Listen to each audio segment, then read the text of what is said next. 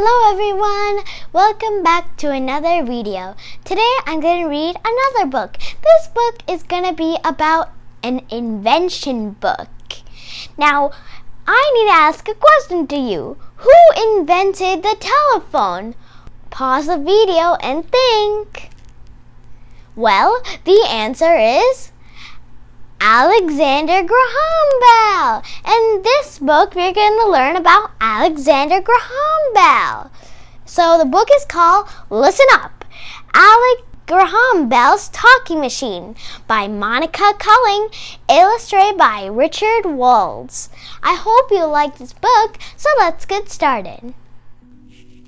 Listen Up, Alexander Graham Bell's Talking Machine by Monica Kulling, illustrated by Richard Walls. Arf, arf, arf! Come here, boy! Alexander Graham Bell wanted to show his brothers a trick. He could stroke the dog's throat so that it sounded like the dog was talking. Alec's father had taught him all about sound. Sound moves through the air in waves, said Papa. When the waves hit your ear, you hear the sound. Alec loved sound. He loved to sit under the piano and sing out loud. His voice made the piano wires shake.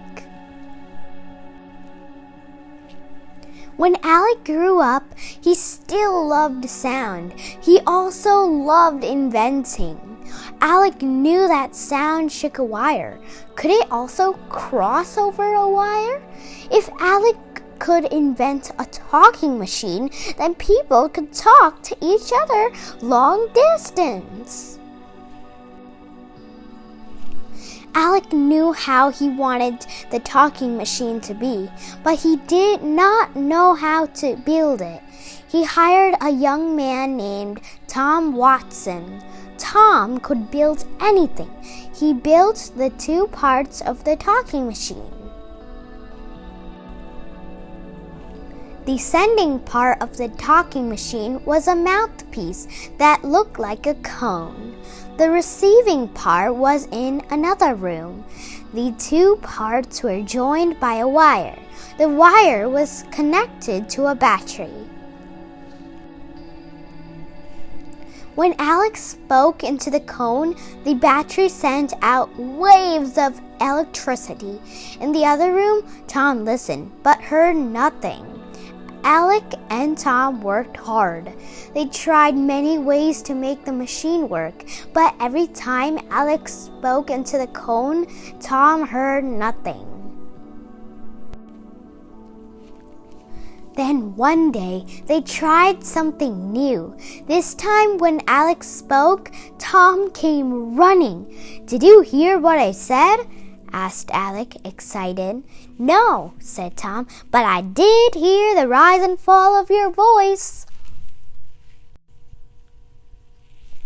One day, by accident, Alec spilled acid on his pants. He called into the cone, "Watson, come here. I want to see you."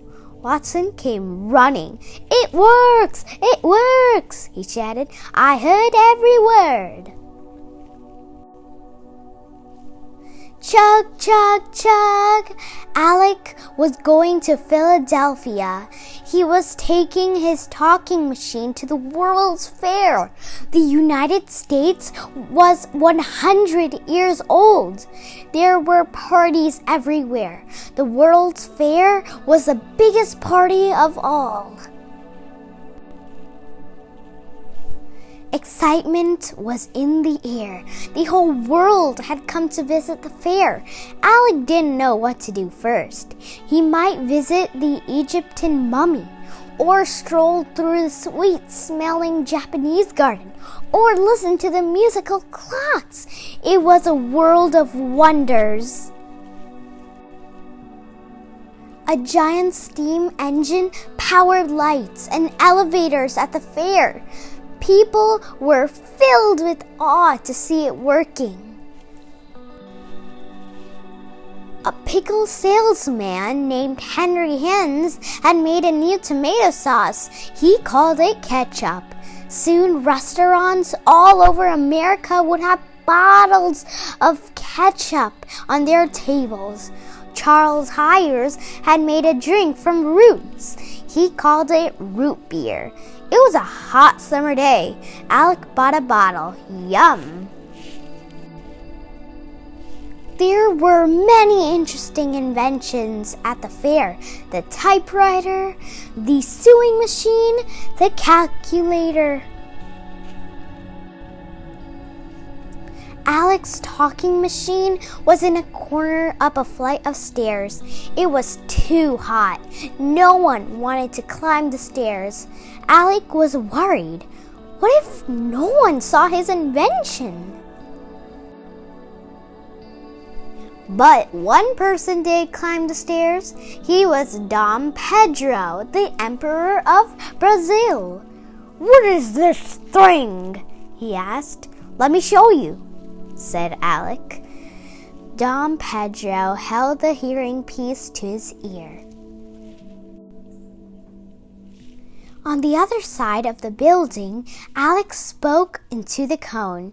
To be or not to be. The room was noisy, but Dom Pedro heard Alec's voice, loud and clear. Dom Pedro dropped the hearing piece. "It talks!" he shouted. People wanted to know why Dom Pedro was so excited. The judges lined up to try the machine. They couldn't believe that you could talk to someone across a crowded room without shouting.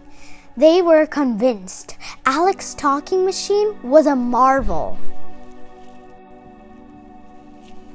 Alec called his invention the telephone, which means far talking. Soon, telephones were being made all over the world.